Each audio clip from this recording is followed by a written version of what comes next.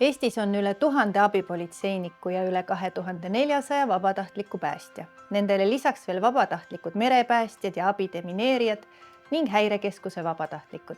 See on suur hulk inimesi, kes näevad oma igapäevase töö kõrvalt vaeva, et Eesti turvaline oleks. Nad on läbinud vastavad koolitused ning panustavad oma vaba aega vabatahtlikusse töösse. Aga miks nad seda teevad? Abipolitseinik Enel räägib. Olen olnud aastaid abipolitseinik. Vabatahtlik töö võimaldab näha ühiskonda igapäevaeluga võrreldes hoopis teistsugusest vaatenurgast. Kohtun ägedate inimestega, õpin uusi asju, panen ennast proovile. Meil saab vabatahtlikuna töötada abipolitseinikuna, päästjana või riigi infotelefonil. Töötame külg külje kõrval professionaalidega, nii argipäeval kui kriisisündmuste ajal, nii rõõmus kui mures. Vabatahtlik ei saa töö eest raha. Tasuks on rahulolu äratehtust, enda piiride katsetamine, rõõm koos tegemisest, samuti kaasajatelt saadav tänutunne.